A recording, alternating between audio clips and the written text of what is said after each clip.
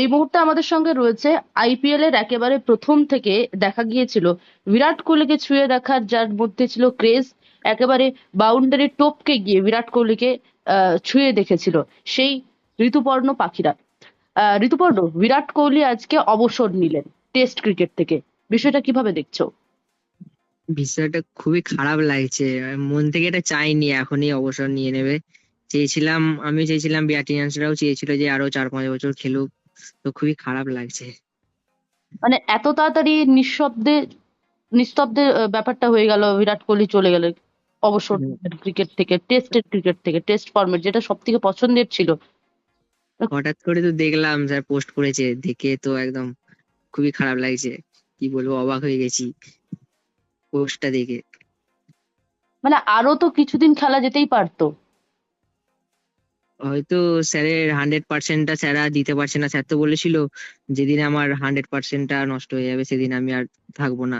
হয়তো স্যারের 100%টা ফিল করতে পারছে না, সেই জন্য হয়তো চলে গেল। কয়েকদিন আগে রোহিত শর্মা, তারপর আবার বিরাট কোহলি, সামনে হ্যাঁ, রয়েছে ইংল্যান্ডের টেস্ট। কি হতে পারে, কি মনে হচ্ছে? আর কোনো আশা নাই, খেলা দেখবো না।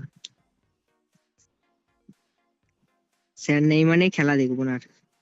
মানে টেস্ট আর দেখবে না? টেস্ট কেন, কোনো খেলাই দেখার ইচ্ছে নাই। কারণ এরপর তো ওডিআই অনেক দেরি। টি-টোয়েন্টি স্যার, থেকে অবসর আগেই নিয়েছে বিরাট কোহলি, টেস্ট থেকেও অবসর রয়েছে, আইপিএল আর এদিকে ওডিআই। ওই দুটোই দেখবো, তাছাড়া আর খেলা দেখার কোনো ইচ্ছা নেই। কি মনে হচ্ছে, কি কারণ এই যে টেস্ট থেকে বিদায় হঠাৎ করে, কি কারণ থাকতে পারে এর পিছনে? সেটা তো আমিও জানি না, হঠাৎ করে বিদায় নিল। বললাম না, স্যার মনে হয় মনে করেছে 100% আর দিতে পারবে না হয়তো, সেই জন্য।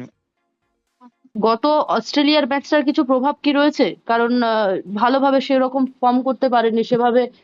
সেঞ্চুরি একটা বিরাট কোহলির হয়েছিল, কিন্তু সেখানে হ্যাঁ, ইন্ডিয়া খুব ভালো পারফর্ম করেনি। সেখানে গিয়ে কি কোথাও মনে হচ্ছে অস্ট্রেলিয়ার গত ম্যাচটার জন্যই কি এর প্রভাব পড়লো? নাকি রোহিত শর্মা চলে যাচ্ছে, বিরাট কোহলি যদি একা থেকে যায় সিনিয়র হিসেবে, পরবর্তী টেস্ট যেটা রয়েছে ইংল্যান্ডের সঙ্গে, সেখানে বিরাট কোহলির উপর দায়িত্বটা আরো বেশি থেকে যাবে, এই জন্য কি অবসর নিল? হয়তো স্যার সেটাও ভাবতে পারে, বা অন্য কিছু, সেদিক থেকে তো কিছু জানি না। তো এখন খুবই খারাপ লাগছে বলতে, কি বলবো, কোনো কথাই বেরোচ্ছে না মুখ দিয়ে, এত খারাপ লাগছে। হঠাৎ করে এখন সিদ্ধান্ত নেওয়াটা উচিত হয়নি। স্যারেদের আমাদের কথাটা ভাবা উচিত ছিল স্যারের। আরে ফ্যানেদের কথা একটু ভাবা উচিত ছিল বলছো? হ্যাঁ। ঠিক আছে, বেশ। ঠিক আছে। বাংলা হান্টের আরও খবর দেখতে নজর রাখুন। বাংলা খবর মানেই বাংলা হান্ট।